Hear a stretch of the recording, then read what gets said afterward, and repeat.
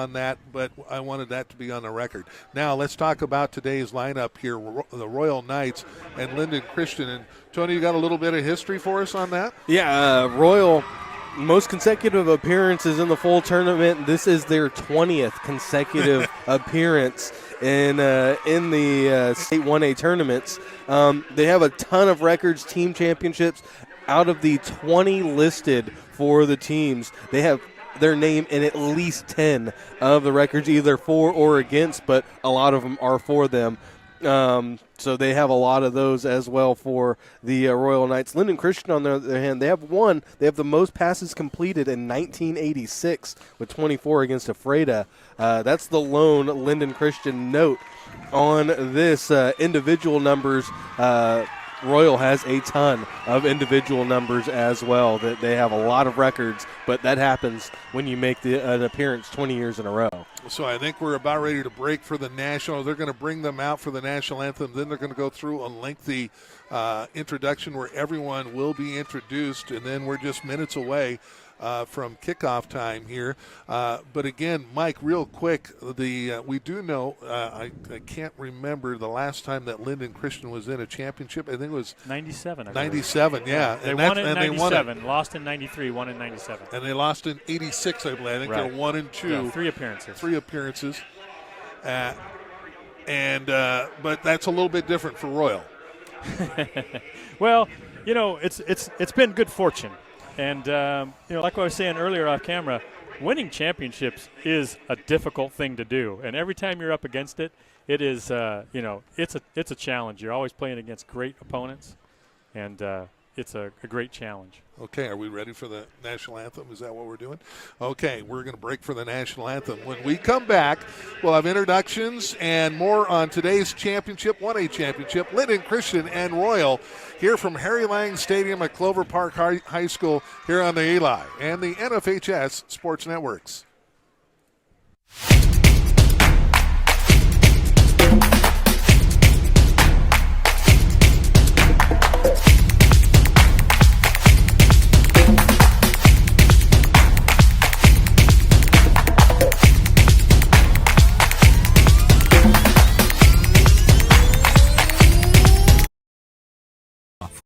In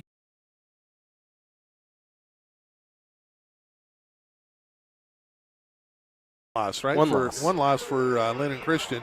The one. Right.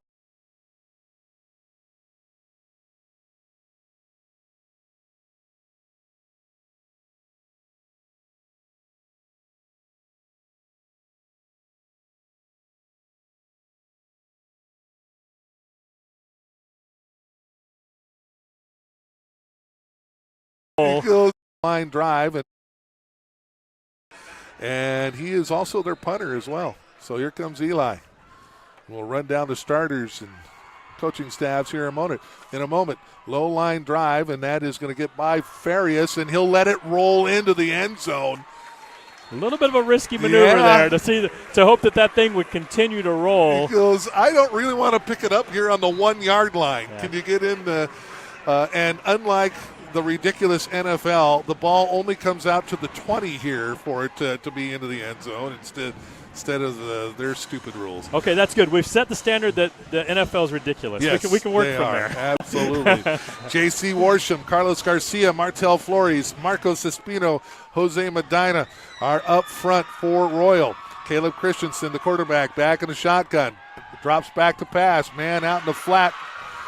And that's going to be complete. That's number 13, Cooper Christensen for the Knights. He's their leading receiver, 22 touchdowns on the year. Cornerback playing really deep off of him, and so if the Knights see that, they're going to continue to dig away with the short stuff.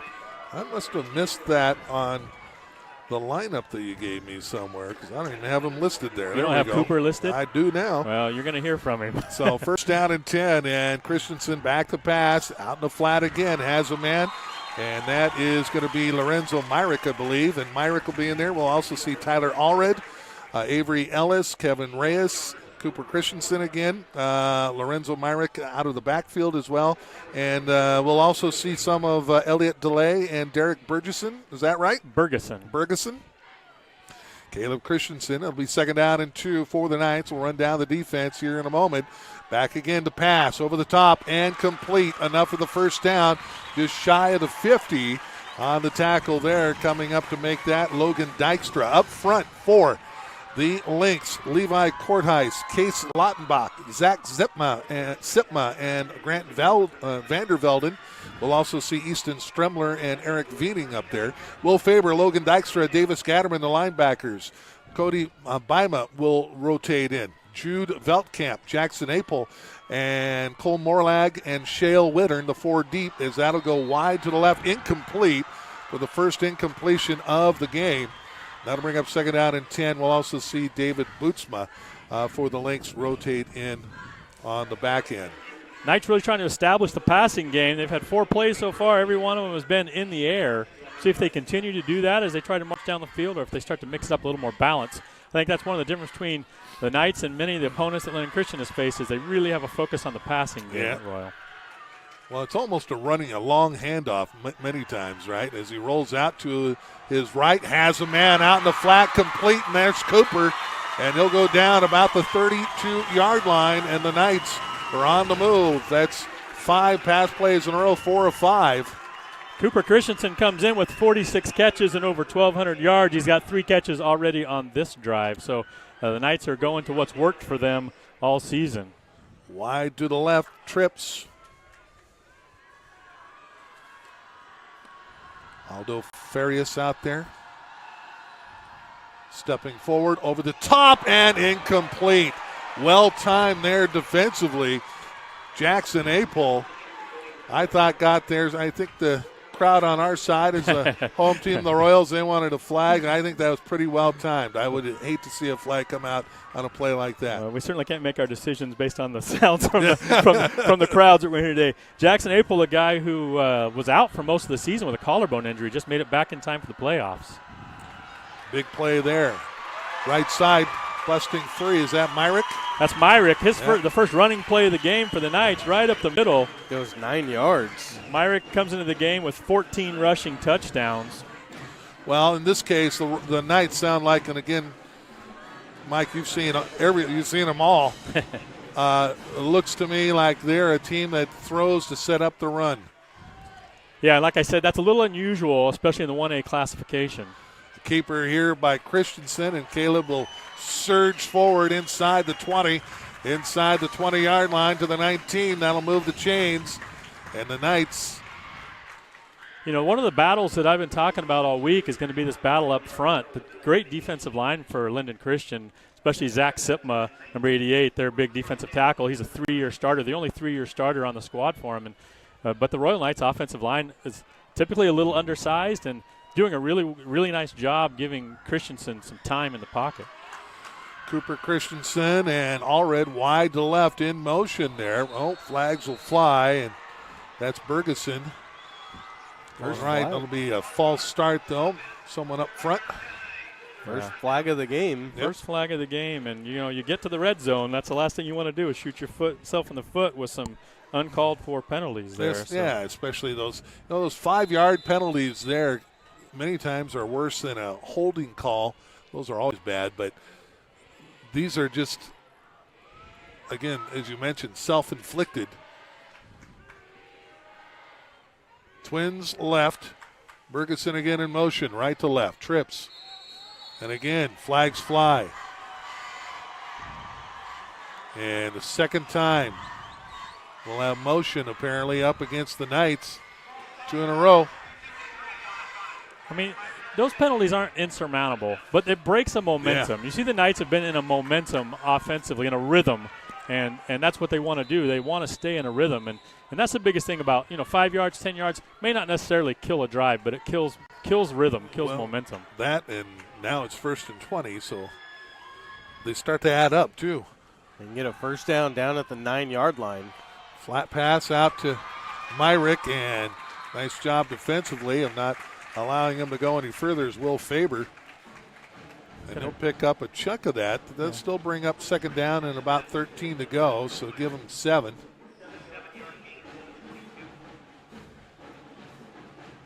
Using Myrick effectively out of the backfield as a receiver. he does have 11 catches coming into the season, 4 receiving touchdowns, so effective when needed. 2nd and 13, back to pass, and hit. First time pressure gets to him, and I think that was Faber on the blitz. That was big 5'4", Will Faber, yeah. Well, we just talked about the Royal offensive line has been able to give Caleb Christensen the time he needed. Lynden Christian coaching staff obviously sees that too. They decide they're going to bring some blitz package there. And you're right, Faber gets in there. Christensen gets the ball off, but he's hit as he's throwing it. So it just luckily goes harmlessly to the turf for the Knights' sake. It's going to bring up 3rd down and 13. So, again, how's their field goal kicker in Oswaldo? Knights have a good field goal kicker. They don't kick a lot of field goals. And hit again from behind, ball up in the air and incomplete. Coming in with the pressure, Zach Sipma gets Christensen from behind, and that'll bring up 4th down and 13. Knights will go for it here. This is not field goal territory for them, and it's certainly too close to punt. So I think that we're in a situation where they're in this no man's land. So 4th down and 13, you're going to see the Knights not even hesitate about going for it. Great play by Sipma getting in the backfield. So that's twice in a row now. They've been able to get pressure. So 4th down and 13. The Lynx were on their heels now. Trying to put the Knights on their heels here. Pressure coming. Coming after him again. Throw up over the top and batted away. Incomplete. And turned over on downs. Slapping that one away was Shale Wittern. Yeah, there's actually a couple Knights receivers in the area, and so that brought several Lynden Christian defenders into the area as well. A couple guys had a chance at it, but batted away. Maybe a turnover on downs, and the Lynden Christian Lynx have staved off this first drive of the Knights, see what they can do offensively themselves. So we'll run down the starters here as they start on their own 22-yard line. 8:06 left to go. Here comes Lynden Christian. Trajan Scouten is the quarterback. He'll put a man in motion, Jackson Corkle. Handoff straight ahead, cutting back, and some good running room there. That's Stremler, number 41, the tailback. Easton Stremler in there. Let's run down the starters up front. Davis Gatterman, Levi LeBolt, Will Faber, Case Lautenbach, and Eric Viening. Trajan Scouten, the quarterback. Levi Courtwise and Easton Stremler will be the running backs. We'll also see David Bootsma. Jackson Corkle, Tanner Feenstra, and Bryce Bauman are the starting wide receivers. Back to pass. Going to let her fly down the left side and incomplete, in and out of the hands of Bauman as he sparred with Farias down the near sideline. Incomplete. A heck of an attempt there. That'll bring up 3rd down and a long 3, maybe short 4. Pretty good coverage there by Farias, but nearly a perfect thrown ball. Yeah. And he's got a great arm. Really is.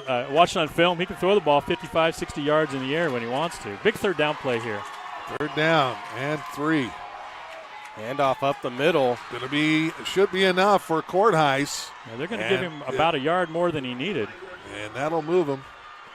Interesting thing, Courthouse was the feature back last year, and they were in more of a one-back set. Now they've gone this year to more of a two-back set, and he plays more of that fullback role, and Stremler plays the tailback, has the majority of the carries. But Courthouse, no stranger to carrying the ball. We'll run down the defense here for Royal here in just a moment. Here comes Scouten. Handoff again. Stremler right up the middle, and he'll have good running room.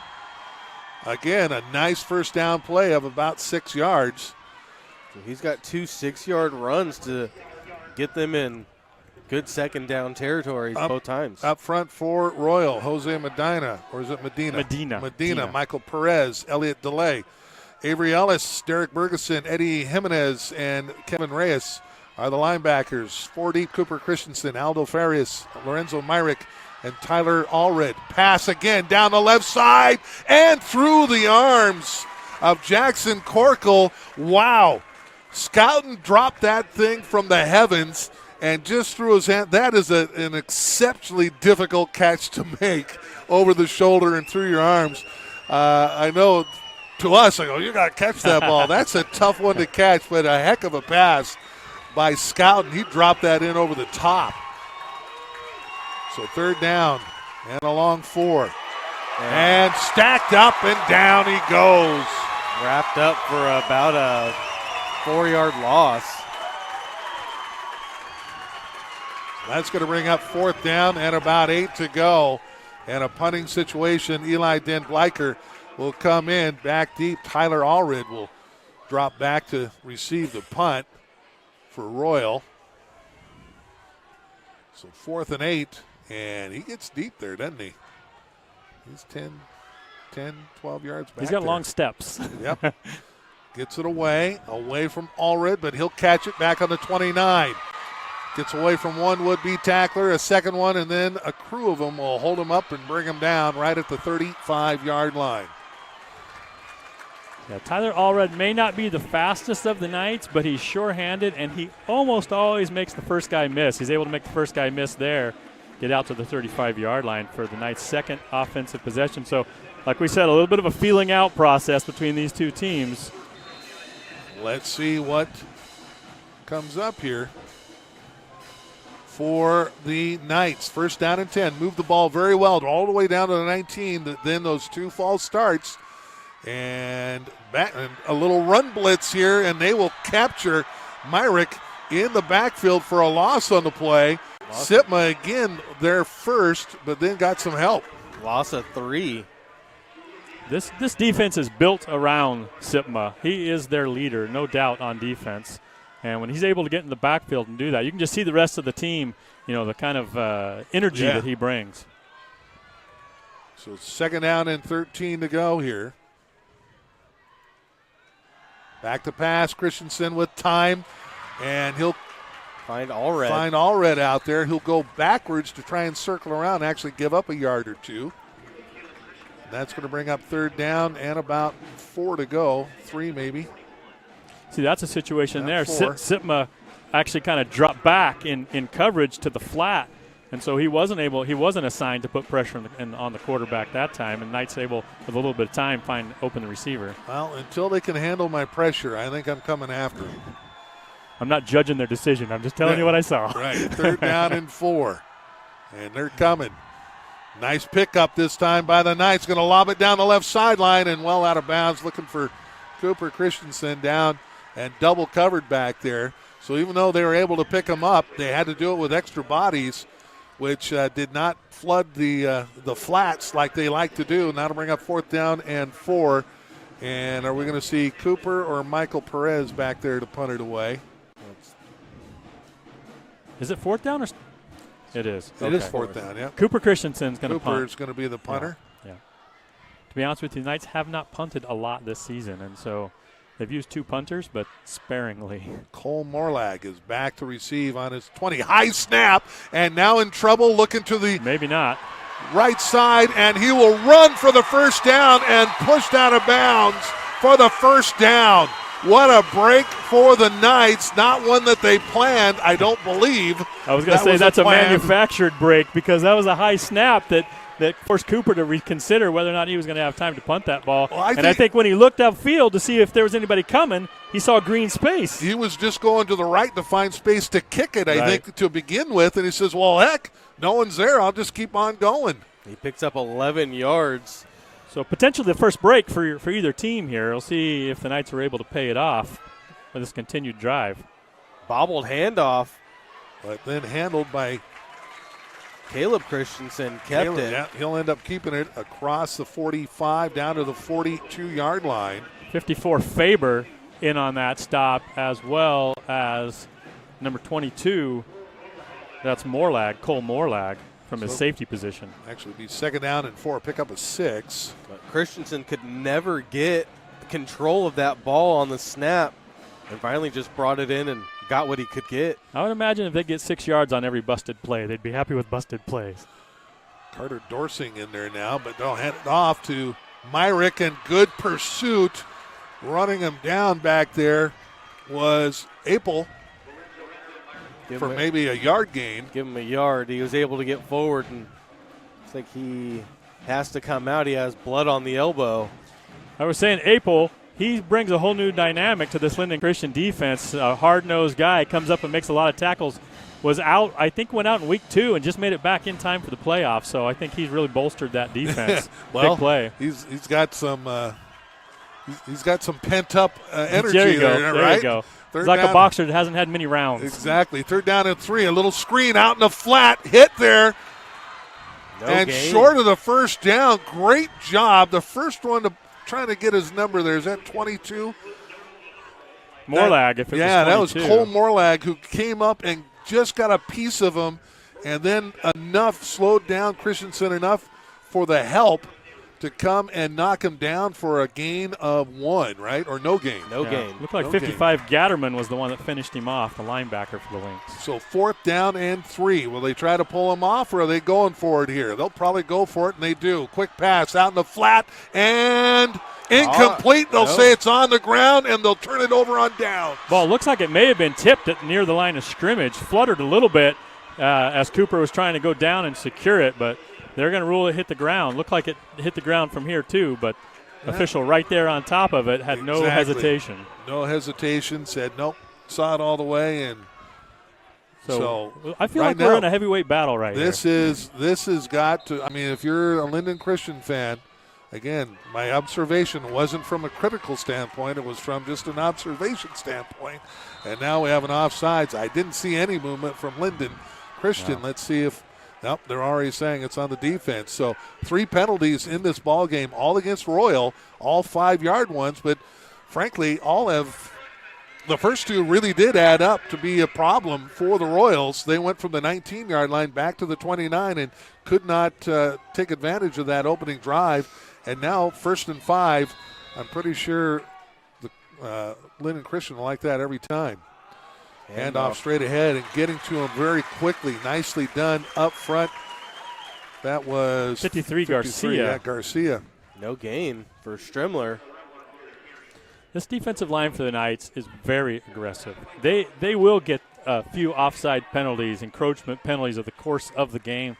I think the trade-off there is when they don't go early, they are very quick off the ball.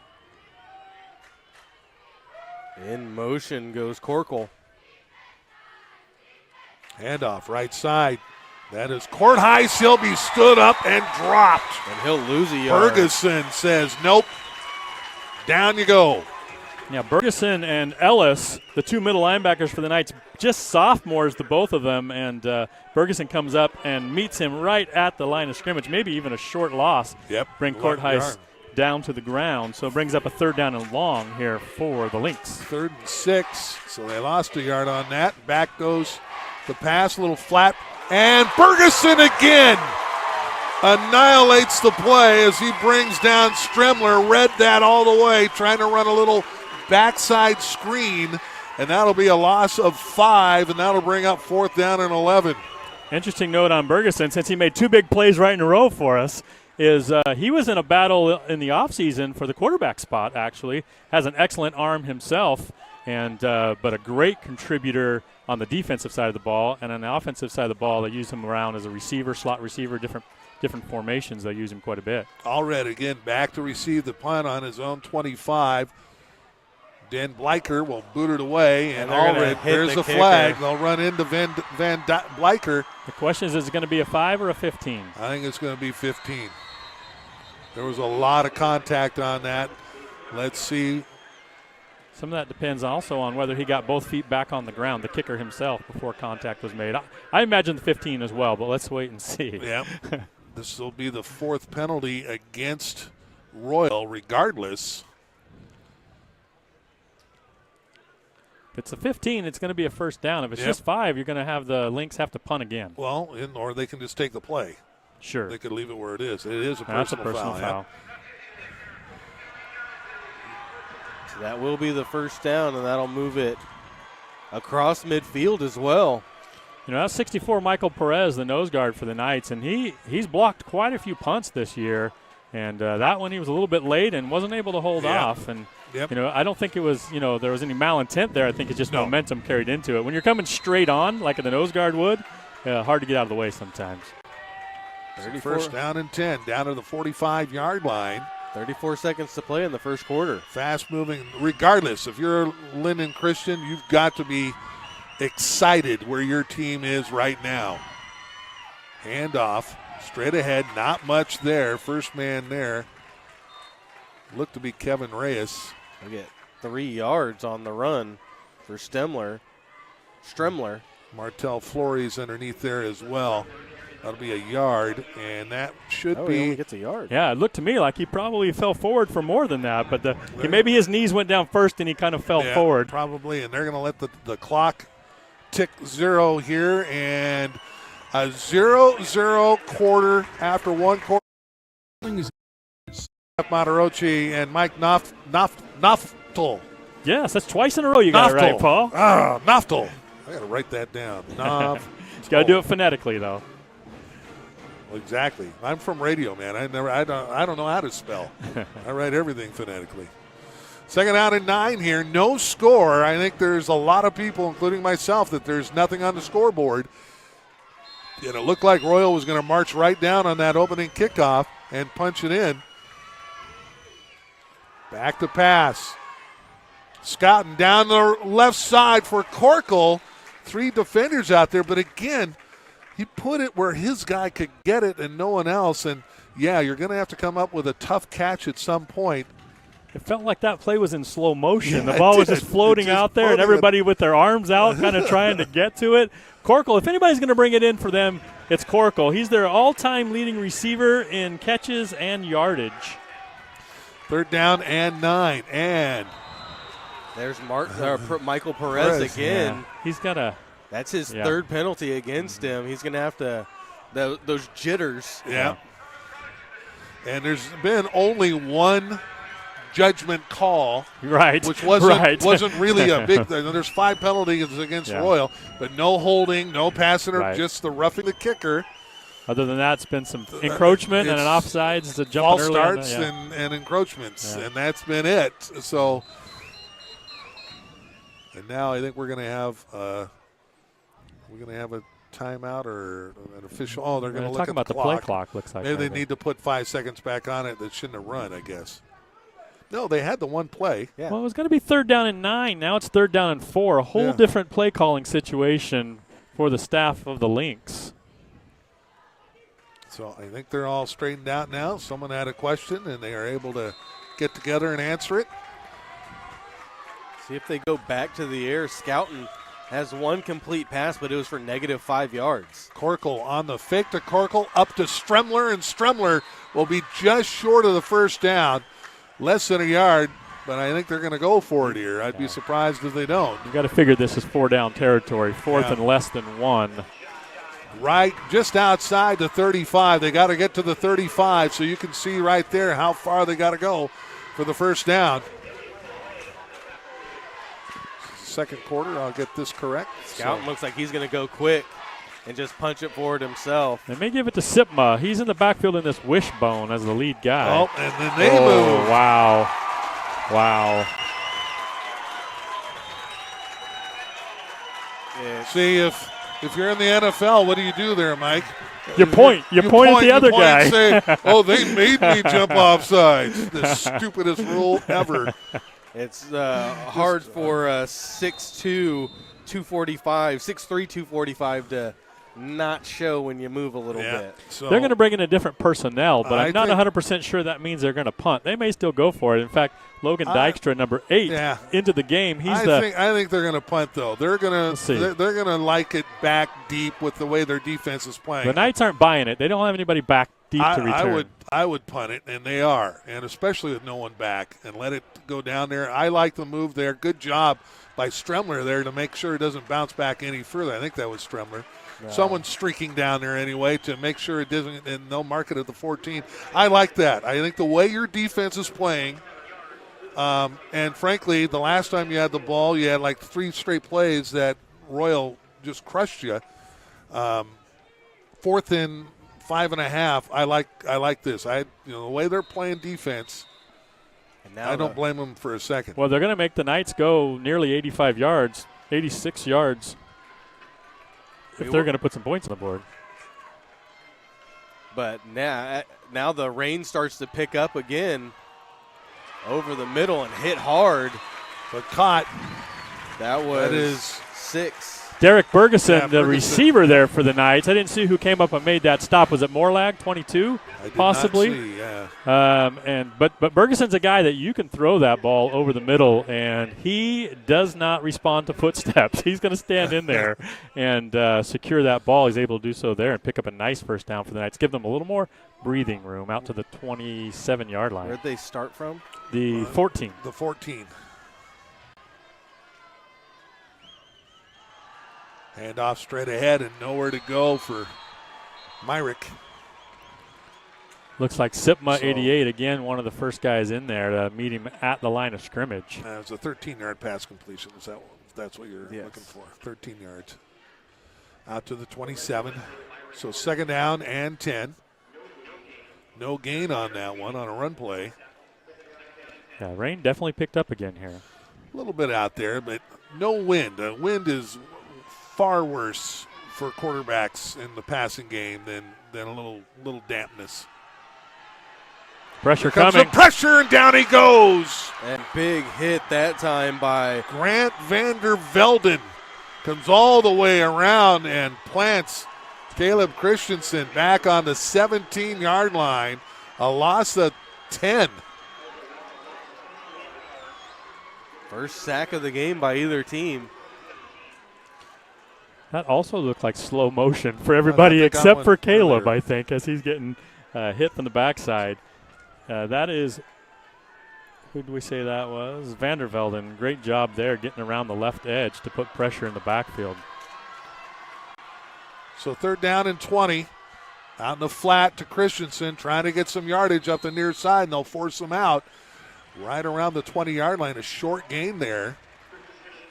Yeah, bit of obviously a safe play call there. Try to just get a little bit of space. Yep. Get it to a guy who can make things happen in space. See if he gets an opportunity. If not, bring in the punting unit.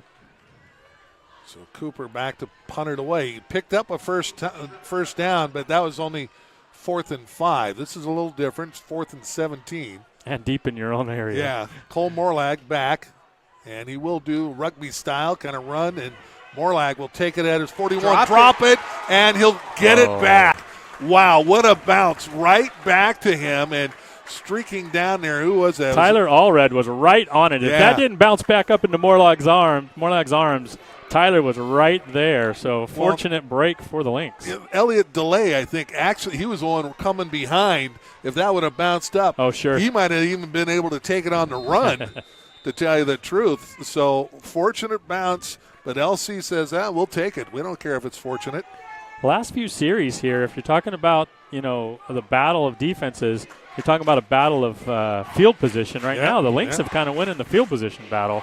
Get the ball on their own 40-yard line. First down and 10. Pass out in the flat, and there is Corkle, and gone! Oracle, 60-yard touchdown. 60-yard touchdown. Jackson Corkle on just a slant by Scouten. He placed in the finals in the 400-meter dash last year in state track. So he's a guy with some speed. There's no doubt about it. He's their playmaker. They want to get him the ball in space, and just a simple slant puts the ball in his hands, and he's able to break the tackle of the safety for the Knights, Lorenzo Myrick, and then jog into the end zone. So Lynden Christian puts points up first. So Lynden Christian saying, what, us, the underdogs? No.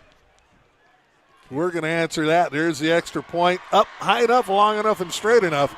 And the first point's on the board. 7-0 Lynx with 8:29 left to go here in the first half. Royal will get the ball back next when we return here on the A-Line, the NFHS Sports Networks. 8:29 to go. Now the last time the Knights trailed, as you mentioned, 6-0 to Omak, they reeled off 62 straight. They're looking for 7 straight. Kickoff deep. Going to be taken across the 20, near the 24, and then gang tackled. I did not see who got that. Farias was the return man. Farias was the return man, and on the tackle there looked to be Dykstra. They're going to spot him about the 25. He gets driven back to about the 20, but his forward progress gets him out to the 25. And that's where Royal will begin on their own 25-yard line. Their best drive, of course, the opener. They started on their 20. They drove it 61 yards to the 19 of Lynden Christian and looked like that they were just going to walk into the end zone. 2 false starts, put them back. Lynden Christian then started to blitz, and they've been going on their heels ever since. Can they get that momentum back? Myrick with no gain at all there. Brought down right at the line of scrimmage, and again, Zach Sitma with the stop.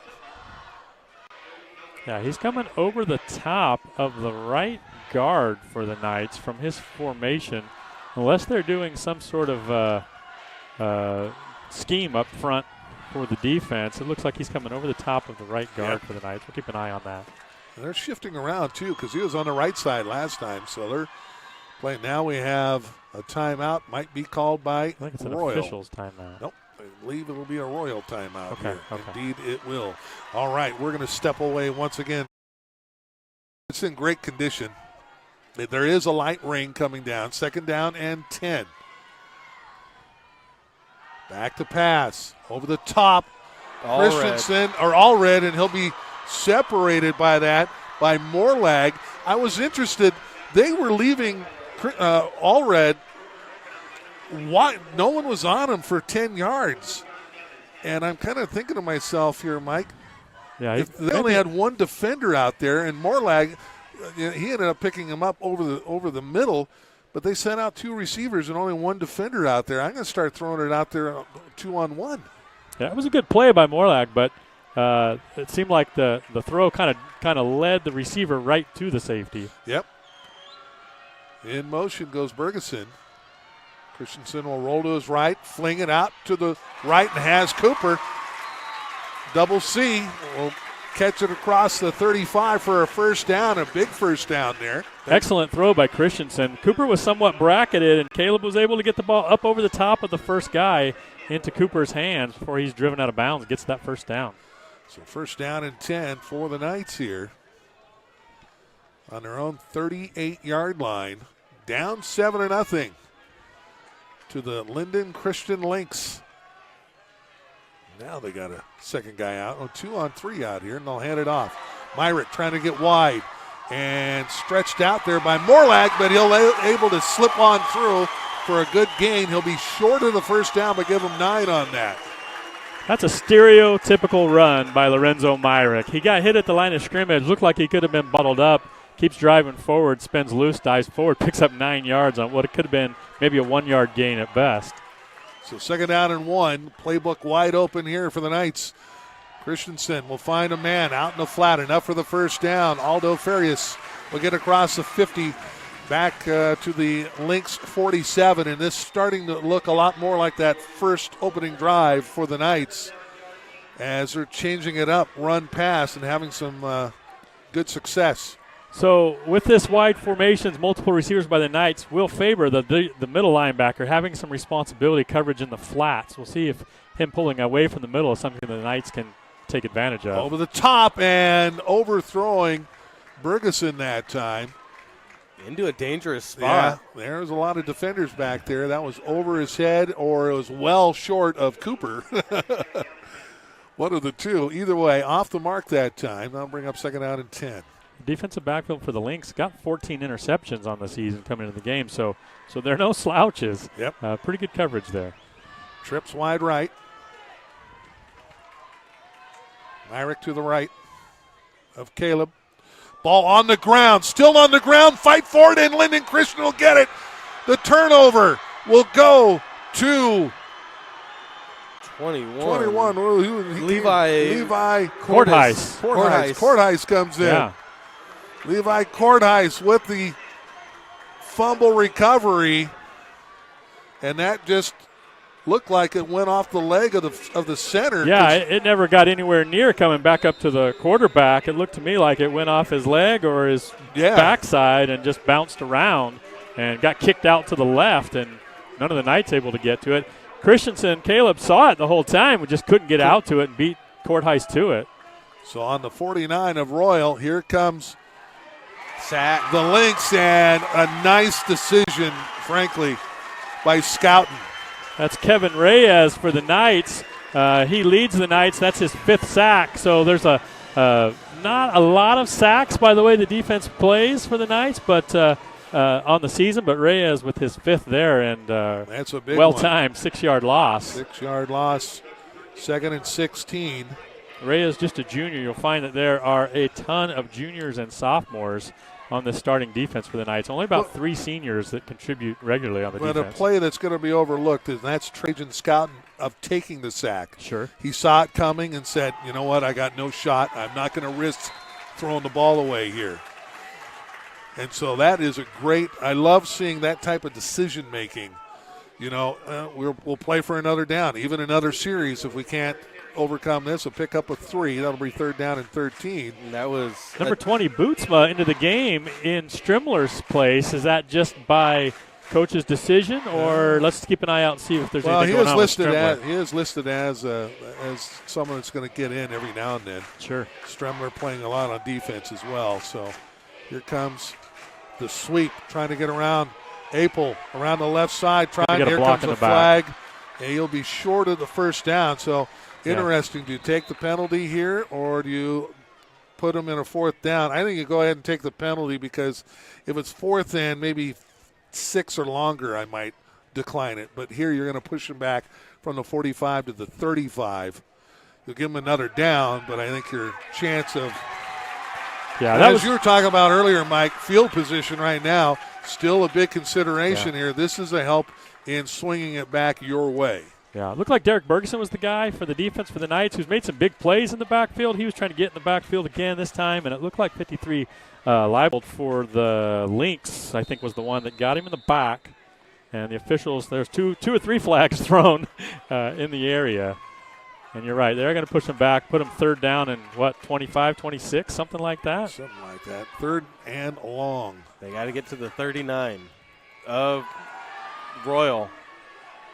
Long pass down the left sideline and trying to go for Corkle again. Overthrows, and that'll bring up 4th down. Good bracketed coverage by Christensen, and the throw, I think, maybe even went out of bounds. I'm not sure if it was even something that Corkle was going to be able to get to. But, you talk about taking that penalty, but, the thing gives you a little trepidation is, on the last drive, Corkle scored a 60-yarder, right? It did.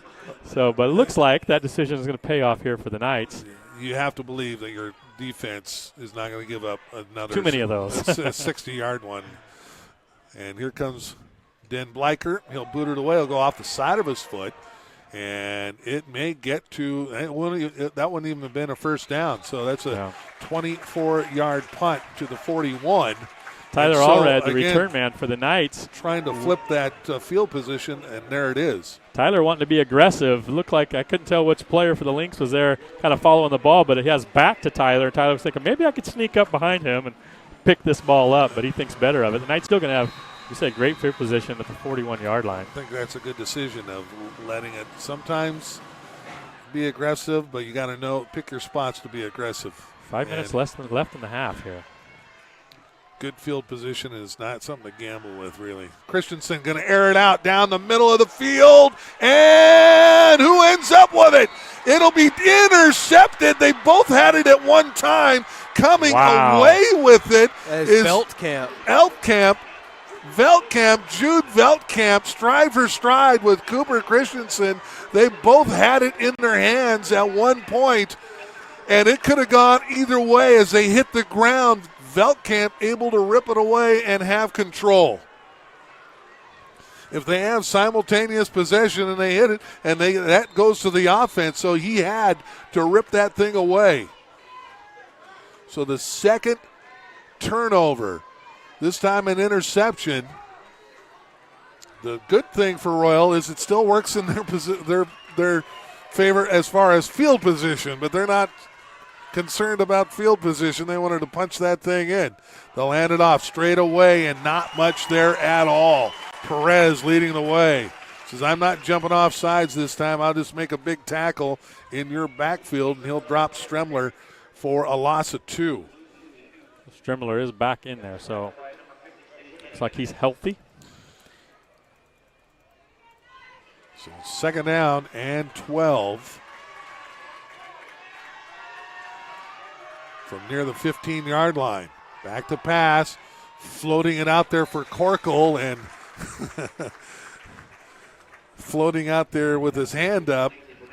Who was that? That was 15. That's Bryce Bauman saying, I'm kind of wide open here. I said, yeah, but don't.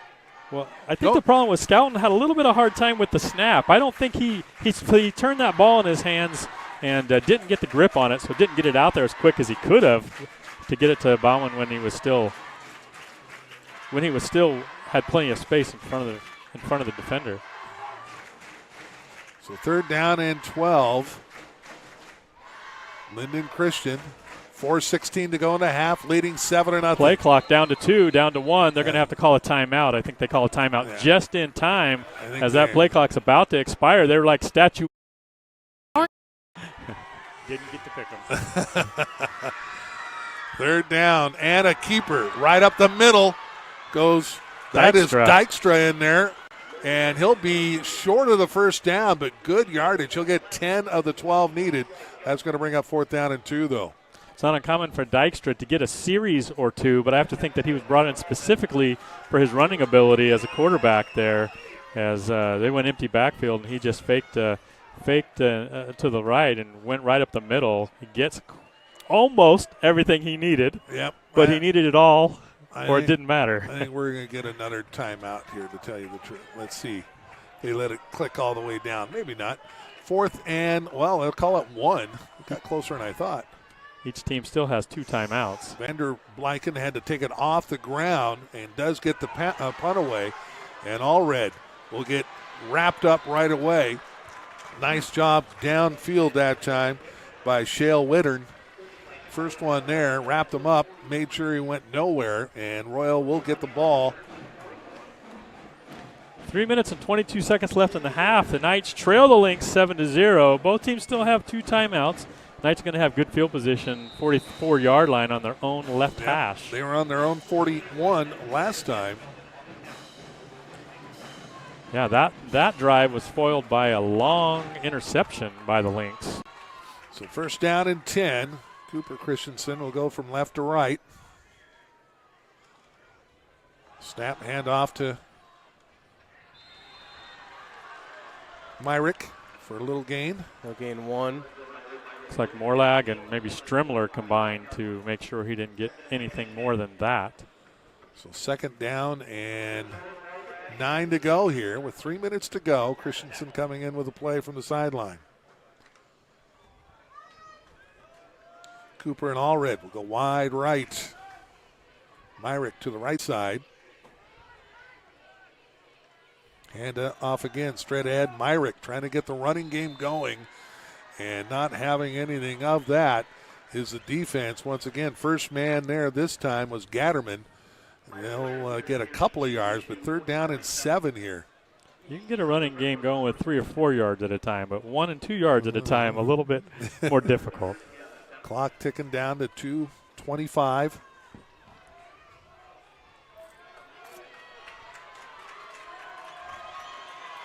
Twins wide right. Christensen. Play action. Pressure coming. Out to the right side, and Cooper Christensen with a big catch. Down to the 41-yard line and a 1st down. Cooper's a big kid, about 6'2", wide radius, able to go get that ball, slide to the ground, secure the ball, pick up the 1st down. A little more energy here from the Knights, going no huddle with this clock working against them. 11 yards, 12 yards on that one.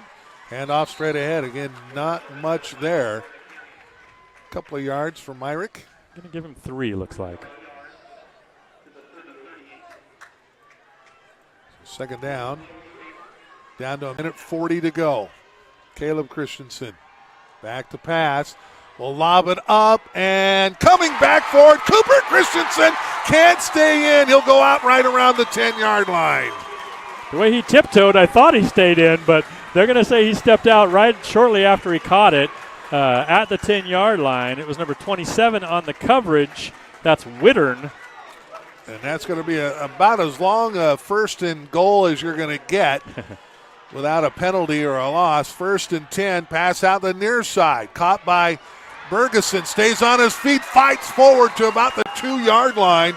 Nice job of getting by a couple of would-be tacklers. Clock continues to run down to the 3-yard line. Really hard to bring down Bergeson. He might not look like it, but that kid is a weight room warrior. Keeping it himself. Oh, easy touchdown for the Knights. Caleb Christensen, all the motion going to the right-hand side. He comes back to the left-hand side and walks it in. So just before halftime, Royal can tie this thing up. Oswaldo Guerrero, the extra point kicker for the Knights. As you can imagine, he has kicked a lot of extra points in his career.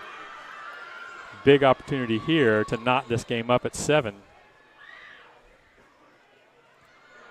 Kick is up, high enough, long enough, and good enough. And we are all even at 7-7 with 1:03 left to go in the first half. What a first half of play. Royal gets on the board to even it up. Back in a moment here on the E-line. And there's just certain names sometimes you get stuck on. I don't know why. I think it's the F. I'm pretty hard to offend, so don't worry about it. Just go for it.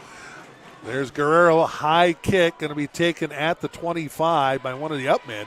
Good block. He'll come around the near side and trying to get around and then tossed down right at the 23. That was Cole Morlag trying to go wide. Good coverage downfield. That'll make it. Number 56, Eddie Jimenez, starting outside linebacker for the Knights, just a sophomore, making a great special teams play to give the Lynx quite a bit of field to cover here. They've got 56 seconds, and they're going to have to go 72 yards if they're going to go into the halftime break with the lead against the Knights. Again, both teams still have 2 timeouts. I think we see them run the ball here. I think they're very happy with a 7-7 halftime score. And don't want to make any mistakes on this side of the Might field. see a fly sweep here. Yeah, No. well, they'll do a little Stremler. counter right up to Stremler, and they'll get to the 34-yard line. Yeah. And the clock will run here. Royal, I'm a little surprised. I might be the one taking a timeout or two here. Sipman will go off the field. They'll bring in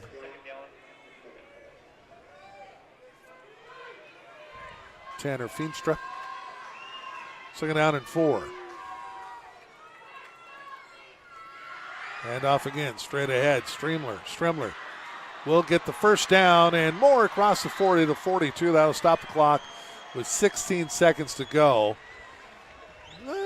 Now, do you take a shot down there? Maybe take a couple of shots. The clock still runs. Or are they happy? I think it looks to me like they've got 2 timeouts. They're going to keep them in their pocket and go to halftime. They're going to let this go. I thought maybe there with that 6, they did score basically from there. Right. They're 60-yard play, but they're going to be happy with the 7-7 tie.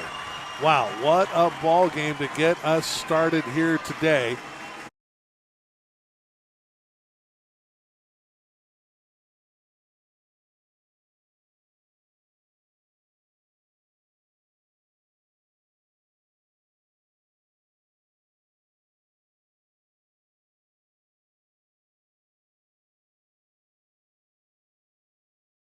And Kamink for Lynden Christian. He's assisted by Mike Apel, Nathan Bozeman, Ryan DeVries, Kevin DeYoung, Greg Dykstra, Mitch Favor, Eric Leibolt, Nate Owen, John Van Holsen, John Vanderveen, Levi Vanderyacht, and Trevor Veldkamp.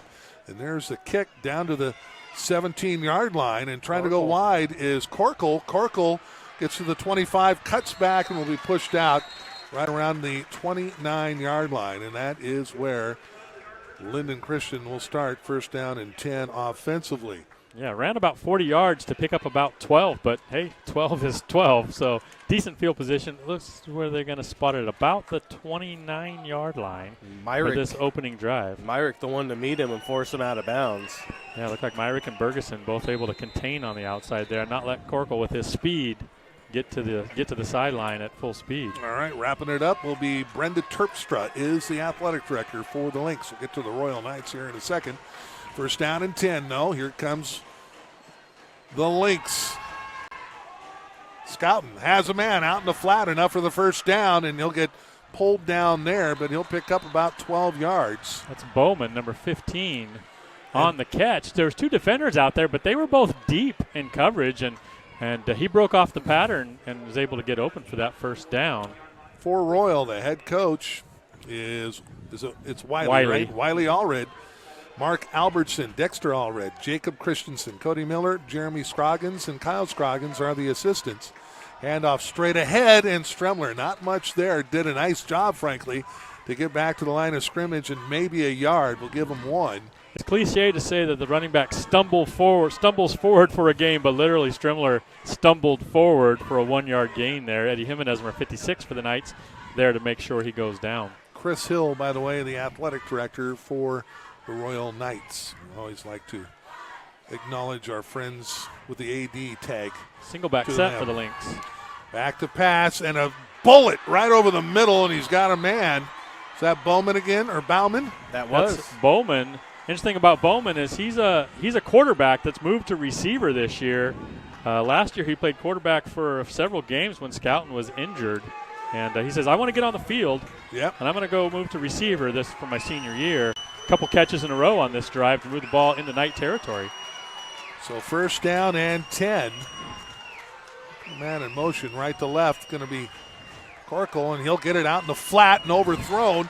Got to get on it, though, and it is wiped off, but had some room to move if he would have been able to bring that ball in. They want to get him the ball in open space, and just about had an opportunity to do that. There was 3 defenders in the area, but they were back deep. He had a chance to maybe get up to speed a little bit. I think he was looking ahead a little bit. I know it was a little bit over his head. That's one that he probably will say, I probably should have been able to run that one down, but there was some space. He might have been. Pressure coming, screenplay to Sipma. Sipma will stay on his feet and get to the 40. Get about 3 yards. That'll bring up 3rd down and 7. A host of Knights there on the stop. 10 minutes and 17 seconds clock running in the 3rd quarter after that complete pass brings up 3rd down and 7.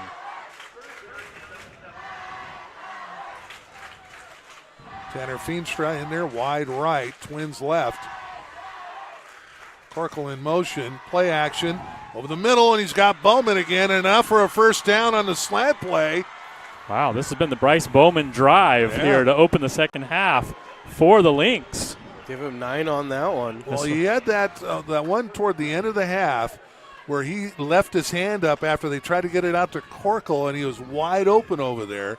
I think they saw that and said, there's a lot of attention being paid to number 13. Let's come out and introduce him to number 15 here. Again, pressure action, coming. He doesn't see it. Ball's loose. And will be recovered by Royal. Kevin Reyes, the junior for the Knights, he had the sack in the first half.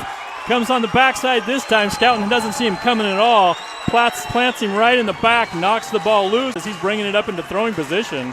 And the Knights are going to have a first turnover here of the second half. Their first turnover of the ball game. They'll get it on their own 43-yard line. So first down and 10. And here come the Royal Knights. Back to pass. Out in the flat. It goes to Bergeson. Gets by one would-be tackler. Now gets pulled down at the 49 of Lynden Christian. That'll be a pickup of 8 yards.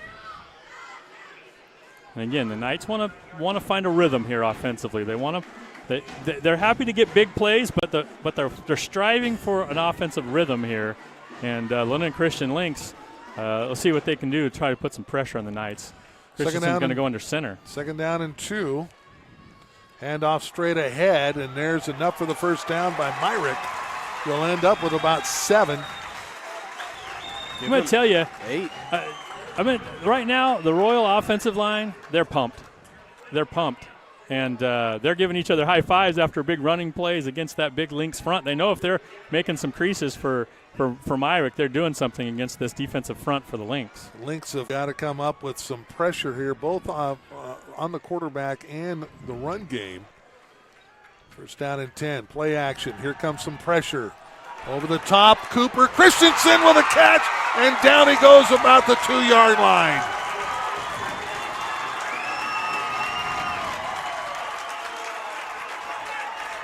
That's 27. Wittern on the coverage. He's not able to prevent Cooper from catching the ball, but he is able to trip him up down to about the 2-yard line. Going to be first and goal for the Knights. 39-yard pass. Let's see if Caleb doesn't just keep it himself again. He's got it left side, trying to surge forward. Looks like he's in. Yes, touchdown. Just like that, Royal putting things together. Their last 2 possessions have ended up in the end zone. This time with 8:11 left, they take advantage of the turnover. They had 2 turnovers themselves in the first half. Lynden Christian could not take advantage. You know, this is I failed to mention it, but you know the first team to score in the second half always, and especially in a tie game, it really puts some pressure on the team that's trailing. Blocked. Blocked kick by Morlag could end up being a pretty big deal there. We'll wait and see how that plays out. But talking a little bit about coming to a tie ball game, first team to score in the second half. You know, what does that do for momentum? What kind of pressure does that put on the other team? We'll see how the Lynden Lynx respond. And we'll do that after this here on the Eli and the NFHS Sports Network. I never dwell in the moment. I be like. I'm just constantly focused on the next thing. 40 or 45-yard line? 60, I want to say it was a 41 for some reason. So anyway, they go 59 yards, 60 yards for the touchdown. Big play there, a 39-yarder, a high kick, and that's going to bounce, and that will get to the back man. That's A-Paul. And they'll get across the 35 to about the 37-yard line, and that's where they'll take it first down and 10. So Lynden Christian. They'll put him at the 38. April, So a bit of a, they're on the 43-yard line. That's right. April, a bit of a speed merchant for the Lynx, and the Knights do a good job not letting him get up to speed down that sideline. So on their own 37-yard line, so that was a 57-yard drive. 9:32 to about a minute and a half it took them. The big play there, the 39-yard pass completion from Caleb Christensen to Cooper Christensen down to the 2-yard line. Lynden Christian. Now, they moved the ball well on the opening drive of the second half, but that fumble they were able to take advantage of, and a pass out to the right side, double covered out there. Now the safety sneaking over, that's all red. Cooper Christensen, primary on coverage. Was that Morlag? Is that what you said? Yeah, Morlag was out there, yeah. Yeah, last drive, that was the Bowman drive. That time they go for Morlag. Bowman's going to be split out wide right this time. They come out with twins on both sides. Fly sweep with Apel around the right trying side. To get around the right side and strung out beautifully by the defense for no gain. I believe that's Bergeson out there. Bergeson again. He's been big on the defensive side for the Knights. They'll get maybe a yard. They'll give it. They'll bring up.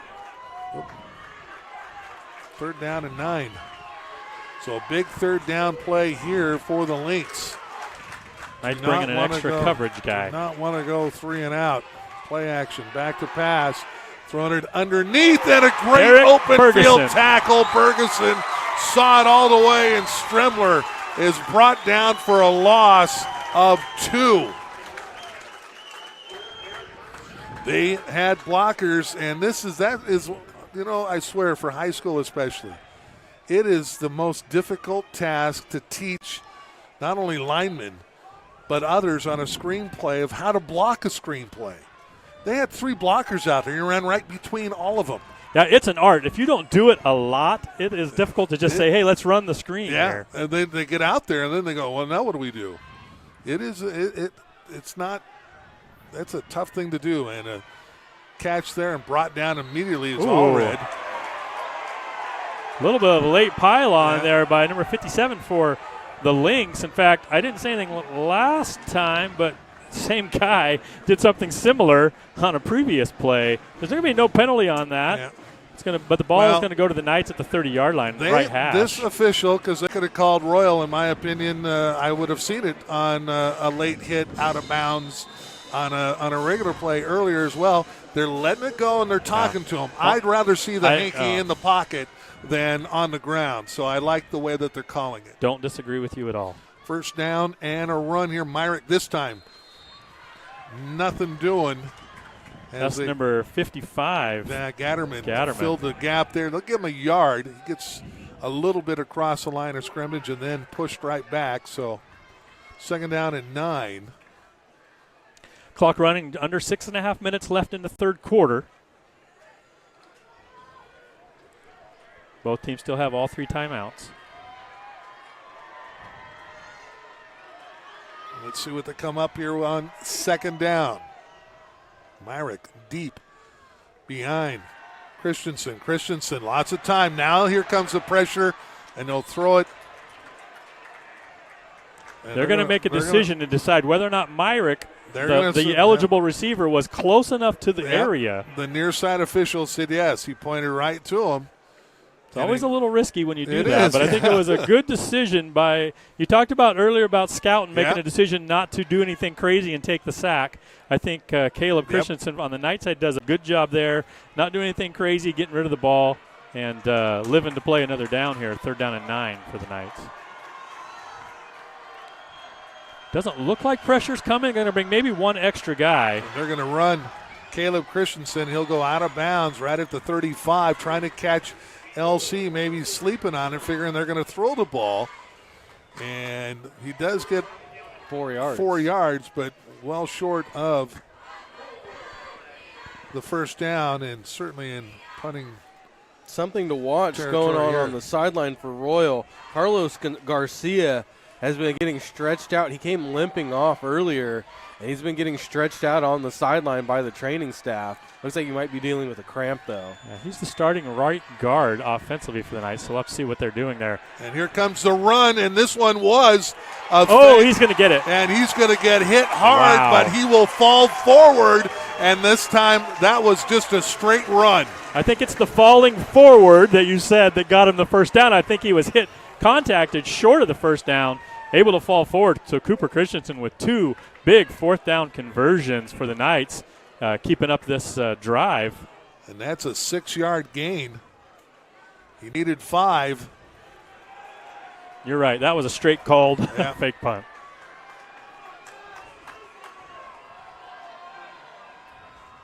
Under center, Christensen, handoff straight ahead.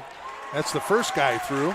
Is that number 22? If it's 22, that's Avery Ellis. He's the sophomore. He's a starting middle linebacker. And plays a little more sparingly on offense, but when they do use him on offense, he's capable of lining up anywhere. He can be the double tight end. He can be the fullback. He can lie it out wide out in the slot. Just a sophomore, big-bodied kid, about 6'2", 210. So that'll bring up second down and 6, 4 yards on first down. And now that fake punt stings that defense a little bit. You hold them, and then you give up a 6-yard fake punt. And let's see how LC responds. Down 13-7. Back to pass over the middle. And I don't know how he got it to Bergeson. There was arms of the defenders. There was an official and everything else in the way there. It's somehow right behind the official into the arms of Bergeson. Enough for the first down. Tony, you brought up Garcia for the Knights out on the sideline stretching out. He should be normally in the offensive line here. The Knights do rotate at right guard, so I think what they've done is moved one of those guys over to left guard. He is still trying to stretch out that leg. First down and 10. Meantime, as Royal gets into Lynx territory, just lobbed one out on the far side. Short gain that time. Contacted immediately, so the gain he's going to get is where he caught the ball as he's forced back almost immediately. Well, a 3-yard gain. That'll bring up second down and 7. Second and 7, 3:17 and ticking here. 13-7 Royal. They would love to get that extra touchdown right now to make up for that missed extra point. Trips formation to the right for the Knights. Back to pass, short and complete. Morlag on the stop, but only a pickup of 2 or 3. We'll give him another 3. That'll bring up third down and 4. Was that Farias, number 11, or was it 16 Allred that caught that? I think it was Cooper. You think so?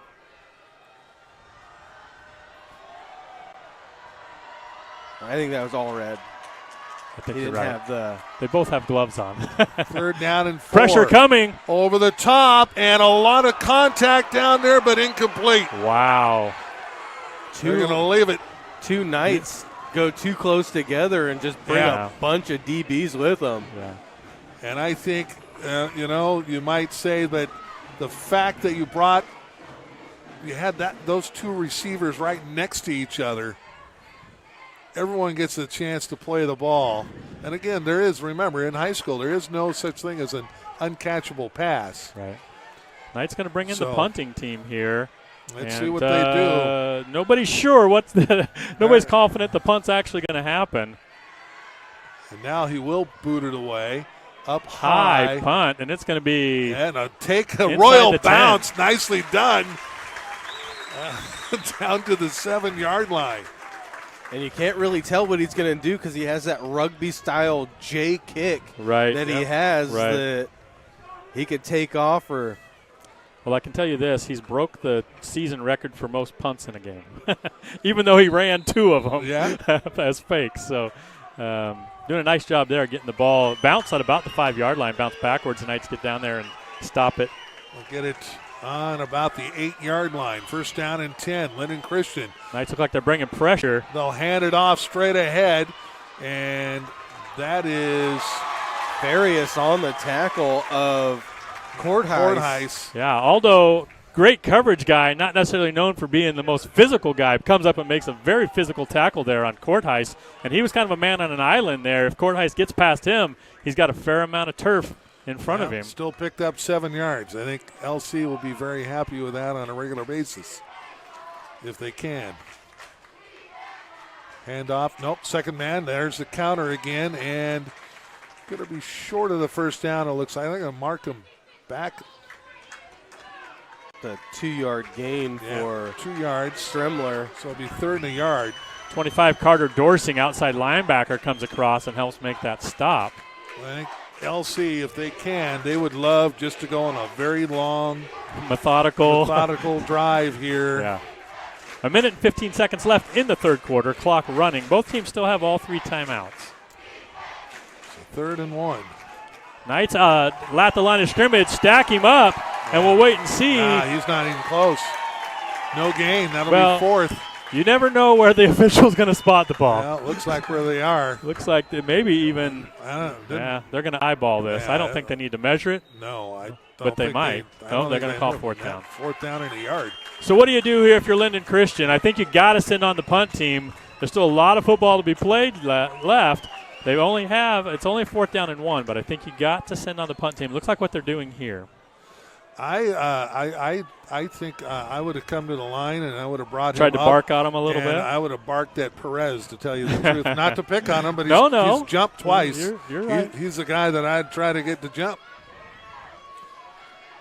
Eli Den Bleicher will punt it away, and that's going to be taken by Allred at the 49. No fair catch. And down he goes. And Morlag has been the guy down there every time. Those two have been going at it on that. Yeah. I'm a little surprised that he didn't see the white jersey coming and that he didn't call the fair catch. That was well timed by Morlag. I think that Allred has probably had one called fair catch all season. He's an aggressive-minded kid. Which is fine until the ball gets popped out. I'm not making a judgment. I'm just telling you what I see. 26 seconds left here in the 3rd quarter for the Knights. Christensen, handoff. Myrick trying to get around the near side. He'll get knocked out of bounds about the 49. I don't know why the clock's still running. Got And knocked out of now bounds. late We have flag. a late flag. Let's see what that's going to be all about. I don't know why the clock continued to run after he got forced out of bounds. Probably 4 or 5 seconds ran off. Unsportsmanlike conduct, a stupid penalty here against the Lynx, because that was not for the late hit. That was for something he said or did after the play. Okay. So when you say stupid call, you don't mean No. the officials made a stupid call. No. You I mean it was a said poor stupid decision play. by somebody on the Lynx squad. No, it's a stupid play. there. You got to contain yourself. You just made a great play. Yeah, absolutely. And I think, when you come to the sideline, the flag comes out. A lot of people, there's the bigger chance is for a late hit out of bounds or something like that. This probably was more like chirping. That was definitely something that was said or done or gesture or something, but you just can't do that when you're trying to win a state championship. That's your third penalty of the ball game.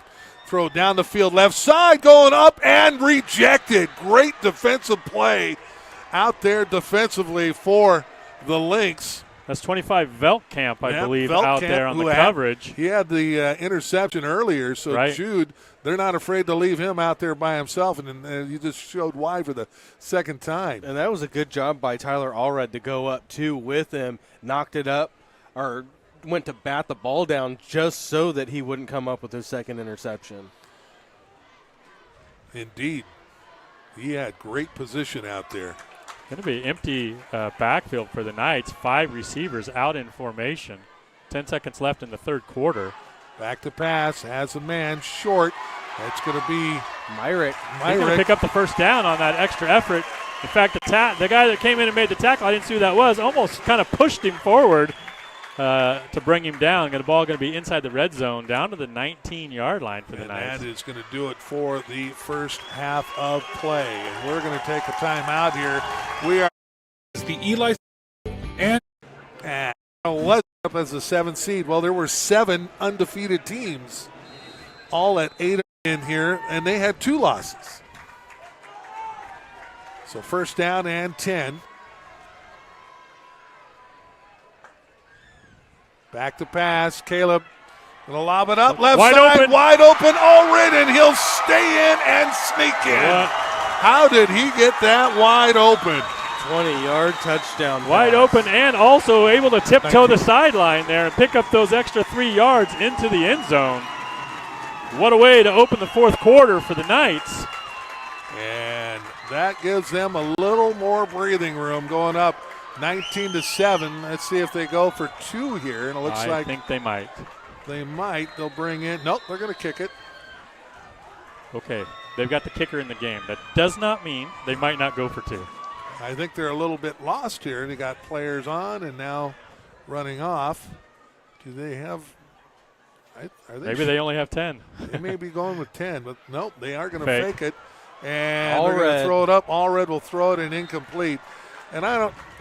Yeah, that's why I said what I said. And I understand wanting to, and we'll stay here. I understand wanting it to 21, but I don't really know at this point going up 13. Right. I guess there's not a big difference between 12 and 13, unless you score again, and then that really puts it away. Yeah. Well, still a tight game here. Still plenty of time left to play. I woke up this morning. I looked at my watch. It was December 7th. It's a date that lives in infamy as far as the Pearl Harbor Day. And one of these 2 teams here are trying to make this a date that also lives long in the history of their football program. So not much time left for the Lynx to come back, but it's less than 2 scores. And we saw them score 60 yards in about 8 seconds. And so anything's possible here. Both teams, neither team can let down their guard at this point. Well, this is a critical drive here for Lynden Christian when they get the ball. Let's see how Guerrero does it. He'll kick it up high again, and that'll be short right at the 32-yard line, on his feet and trying to get through. And that is Court Heist, right? Yep. Morlag. Was it 22? 22 Morlag. Morlag. Are you sure? I thought it was 21 out there. But one of them will bring it up, and they'll get it to the 41-yard line. And, again, good field position with 11:48 to go in the ball game. But LC is going to have to take some shots and try to come up with a way. They can't hope to just kind of shorten the game here and take the air out of it.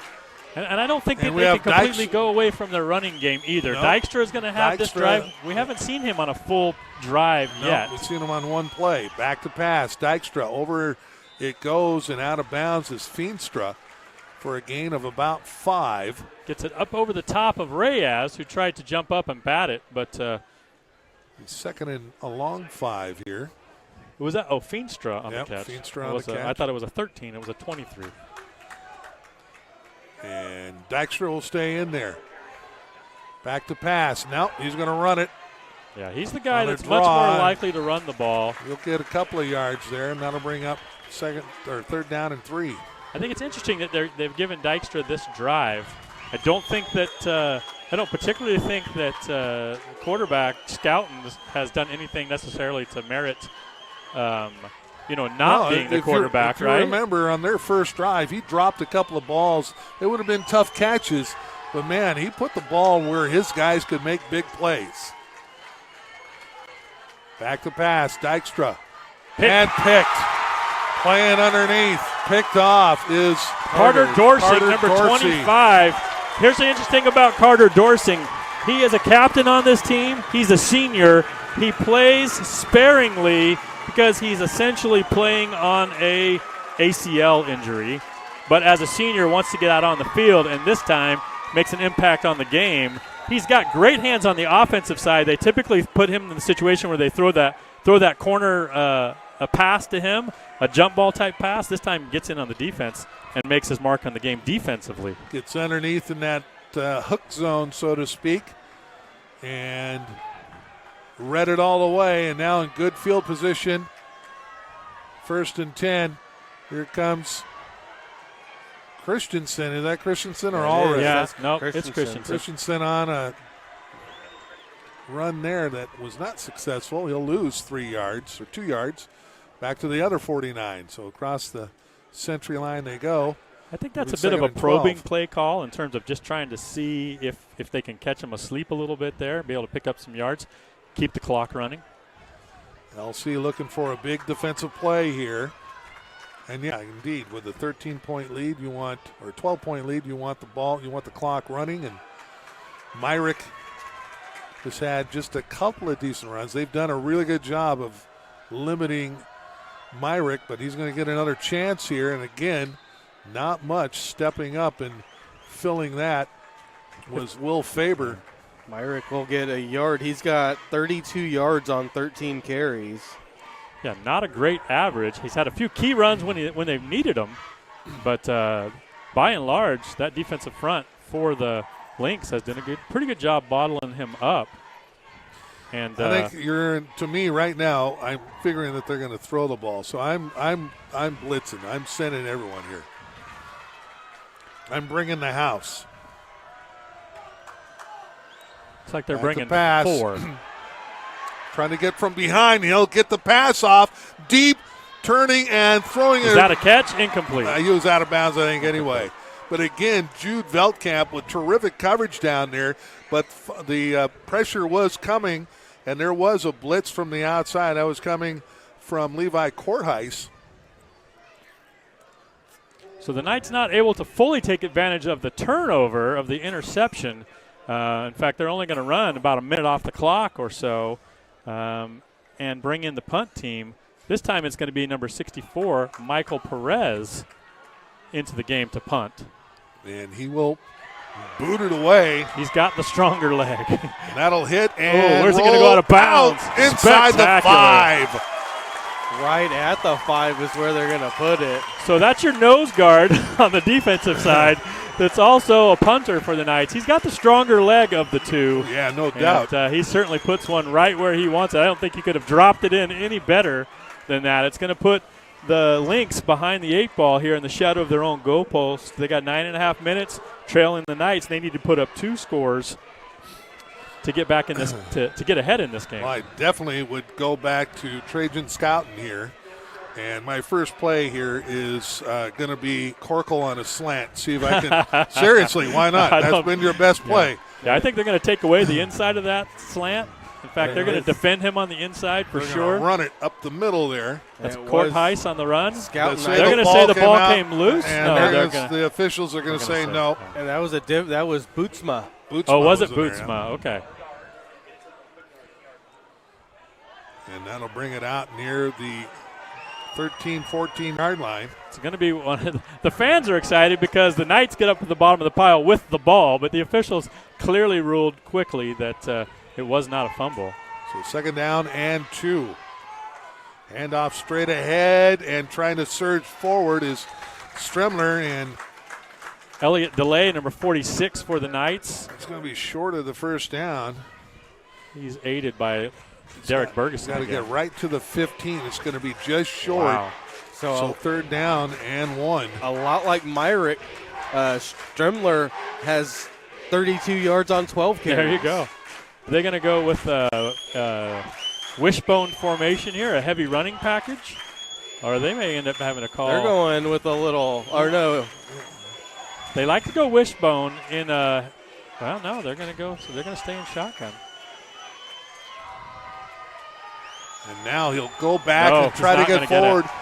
I Scout think and tried to. he's going to be very close. He's All got to right. get to the 15. He's the near side guy has him right Oh, on they're the gonna limit. give it to Yes, absolutely. That will be a first down. They just had to get right to the 15-yard line, and the near side official was marking him right on the 15. Stremler will go out, and coming back in, Feenstra coming wide right.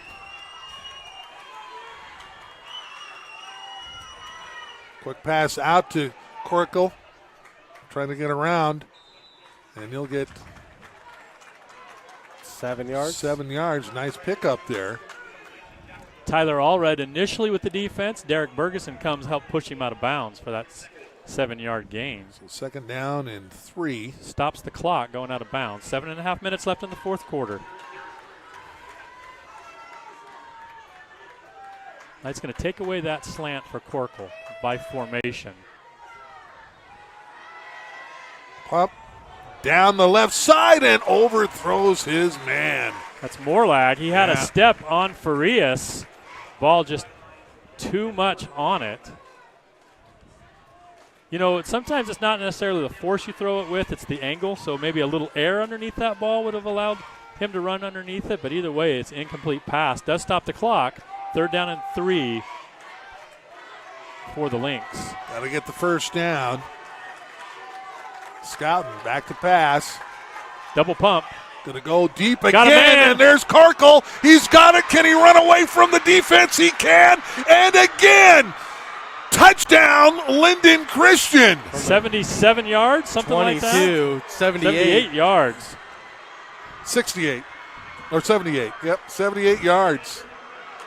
So the Lynx clearly not going away, and Corkle is the guy. In fact, he's been almost the only weapon that's had success against this Knights defense, but he's had it in 2 big ways, 2 big plays, 60-yarder and then a 78-yarder to bring this into a one-score game. Well, Bowman had success on that first drive, and then they got the big sack, strip sack, that ended that drive. But certainly the 2 in the third quarter, right. Right. Yep. the 2 big plays here, and there's an offsides. And Corkle with 2. there's really no advantage to go was for gonna 2 say. here. That puts you at 4 behind. So there's, Yeah. in fact, they'll probably decline the penalty. Most kickers like it here than even a little bit closer. Corkle, both of his touchdowns. He's got 137 yards on his 2 touchdown receptions. How many total catches does he have? have He's that? got 1, 2, 3. He's got 3. 3 catches, 2 touchdowns.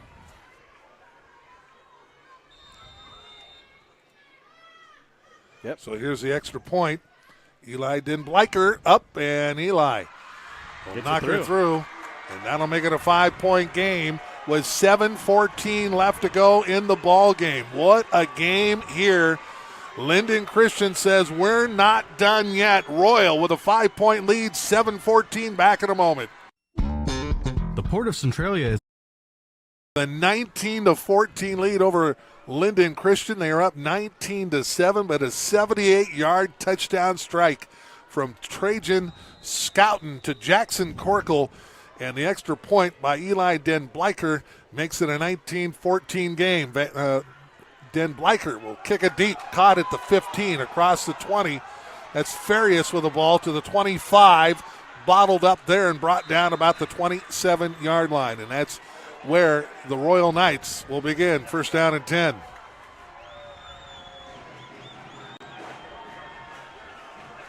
See what Royal does. You can't move away from what you do normally. You can't just run the ball. It has been super effective, but you do want to keep the clock moving. You do, but they also have the ability and the packages, Mike, to hit those corners and kind of that long handoff style. Even if they step back and take it, to get some forward momentum. But here I think you just got to go back to, hey, we just got to play. Hand it off. And there's a good start for Myrick. He'll pick get up about 7 yards there. That'll bring up second down. That'll move, put them in good position. They're gonna come with a heavier package here. Maybe 2 tight ends or a 2 running back set here. Yeah, you're gonna have Avery Ellis in the backfield as an offset I formation. So second down and 4. Christensen, hand off. Myrick bobs and weaves for a couple, maybe 3. It'll be third down and 1.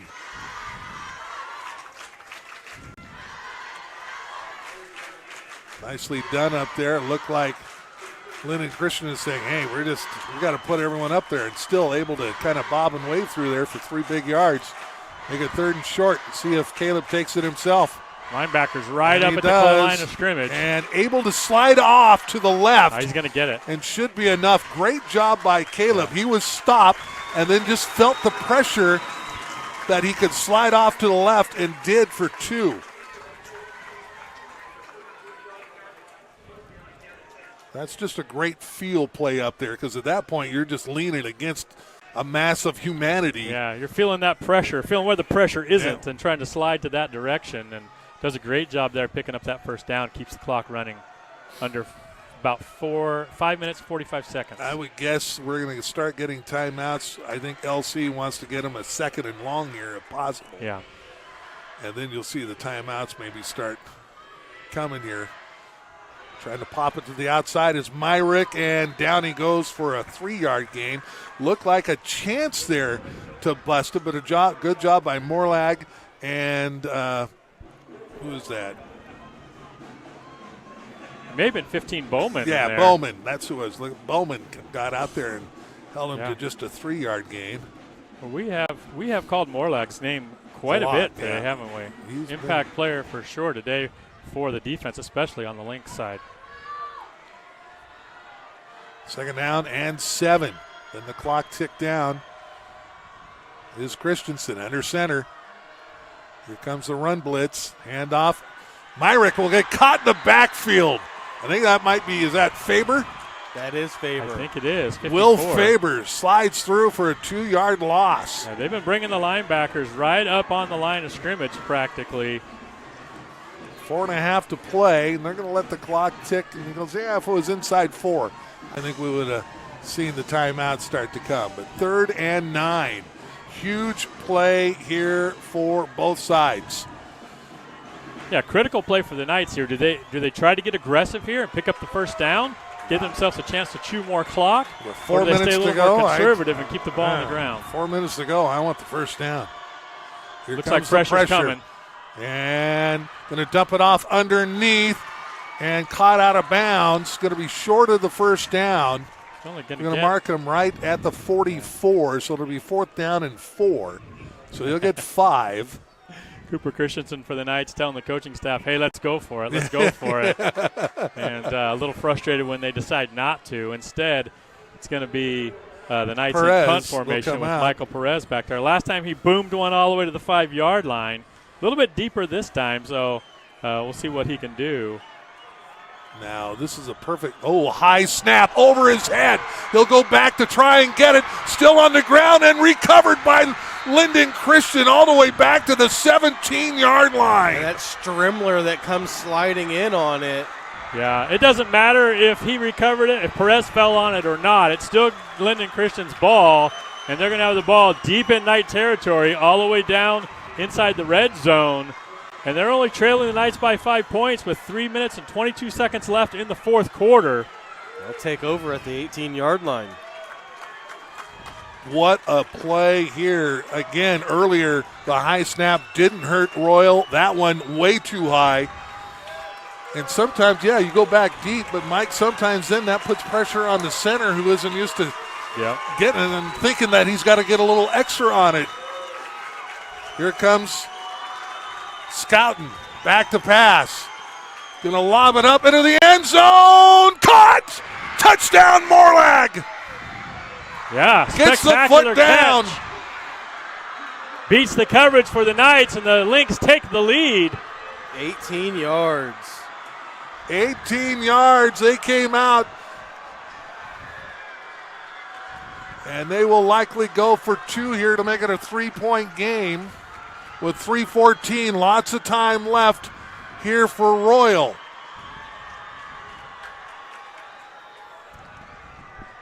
God, they haven't even started the clock yet, so they can relax here and get the play in. Play callers for the Lynx did exactly what you're supposed to do after a turnover, after sudden change. You get aggressive and you go for it, and they're able to find Morlag. We just talked about how we called his name a lot on defense. Here we go on offense, that corner route.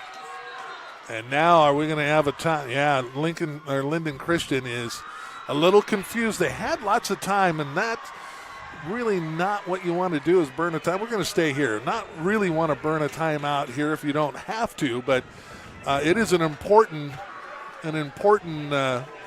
extra point attempt here to get the 2 to push it to 3. And so this, I guess, is, it's easy to look back, but again, why go for 2 when you're up 19-7 at the time? If you just kick that extra point, it's 20-20, and it's and again, it's easy. The question I have, Mike, is going to be: there's no question Royal has not been in this position all year. So if you're Lynden Christian, this is exactly what you want to do. Of course, take the lead, but you also wanted to put a team that's not used to being in a position. That doesn't mean they're not going to respond very positively to it. But how are they going to respond to it late in the game, trailing here, not early in the game? They'll go for 2 here. Scouten going to lob it up left side and caught and good. How'd he catch that out there? Spectacular catch. Who was that? Can't see the number. Was that? I think it was 4. I want to say it was number 4 as well. There's a 4 in there, it looks like. That's either Andrew Holmes or there's no 14. It's got to be 4. Andrew Holmes, yeah. Andrew Holmes just with a sophomore. Spectacular catch out in the corner, and they went. That's where the play was going from the start. Amazing. Yeah, he wasn't a check down option. No. He was a primary option. Wow. And good coverage out there. I think it was that Farias. I can't remember who it was. I won't say. Been. That's Farias' side of the field. He was. I thought, well, maybe he's going to get called for pass interference. He was all over him out there. There was no flag. Him catching it wouldn't have stopped it. So it was great defense. Just a terrific catch, throw and catch out there. So here we go for the Knights. So here's the question: they're down 3 with 3 minutes and 14 seconds left. Do they remain calm? Are they able to execute, or does this get to them? Do they press a little bit and try to make bigger plays? Instead of take what's available to them potentially. So here comes Den Blyken, and he'll boot it up and high. Going to be taken at the 15 to the 20. 25, and then swarmed under there. Is that Farias again? That's Derek Bergeson, I think, who was back there. Bergeson is back there, and they'll get it.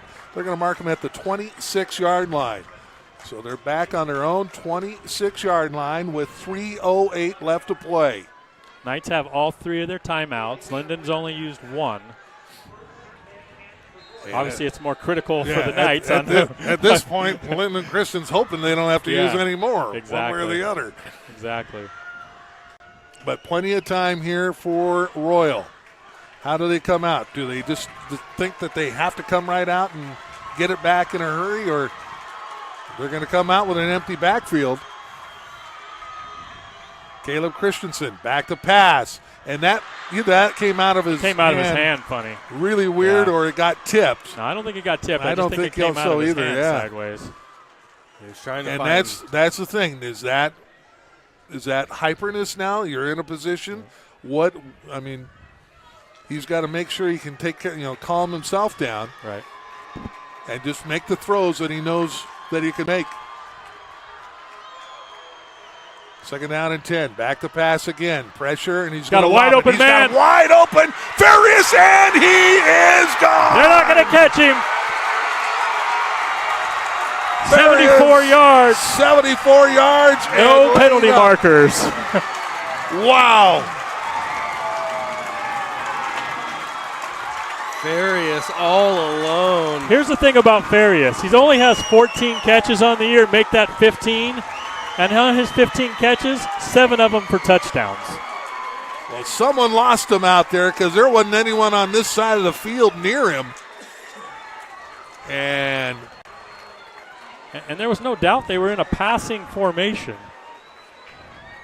yeah, he just got lost somewhere. This extra point matters, Oh, gentlemen. it's huge. 25-22, trying to make it a 4-point game is Guerrero. And he had one block, close that time by Morlack, but he gets it off, up and good. And that will make it 26-22. All right, we're going to take a timeout. When we come back, can Lynden Christian answer? 55 to go in the ball game, and the scoring is now busted out. What, in the last 2 minutes, 2 touchdowns? Yeah, a couple of single plays, long touchdowns. 26-22. Guerrero will this time kick it deeper. That's going to go back to Corkle at the 5 to the 10. Looking for room. Tripped up and brought down at about the 17-yard line. And they'll mark him at the 18.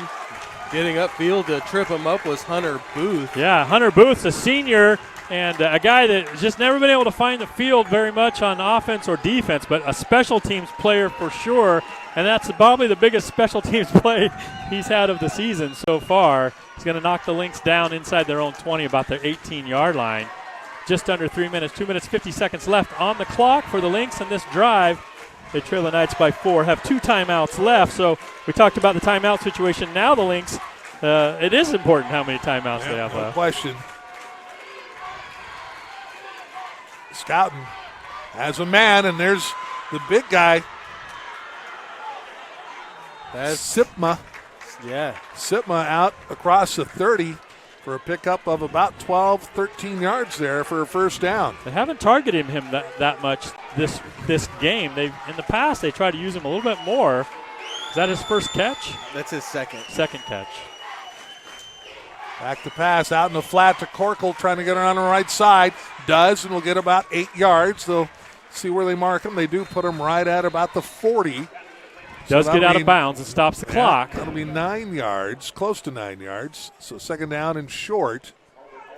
We have a penalty marker on the field on the far side at about 3 yards beyond the line of scrimmage. Holding penalty. So one of the first infraction penalties that has an impact on this game. We talked about a lot of the other ones were dead ball type penalties. Here we have a holding penalty that's going to definitely, or has the potential to have a big impact here, as that 8-yard gain becomes an 8-yard loss. With that penalty, it happened about 2 yards beyond the line of scrimmage. So after they mark that back, it'll be about an 8-yard net loss. I'll first down and 18. say, well, this is officials crew. That had to be a penalty that just you could that not. They couldn't resist. They had to call it. You couldn't. There's no way to justify not calling it. Now we have. The Knights are going to call a timeout, set their defense here. So we're going to stay here, but yeah, that officials to buy the penalty. Yeah, Kennewick, Bethel game for you. We don't need to talk about that one, that's for sure. Back to pass, batted up in the air and incomplete. Michael Perez bats that ball. It. Yep. 2:21 to go now. That'll bring up second down and 18. Trying to redeem himself for not being able to get to that high snap on that punt, which gave the short field to the Lynx and got him right back in the game. So second down and 18. Back to pass, Scouting. And that'll be over the head. And you can see now pressing a little maybe is Scouting. He's the one that's got to take a breath here and relax a little bit and just go back and throw the ball like he knows how to throw it. His big target, Sipma, the intended receiver for the Knights, 56. Eddie Jimenez, the sophomore, on the coverage. I kind of actually like Corkle there that time. It looked to me like he had some space on the inside there. Had Scott been able to see him. So, but you're right. You're right. So the quarterback in this situation, his field of vision has to widen, not narrow. Here they go, 3rd and 18. Huge play here.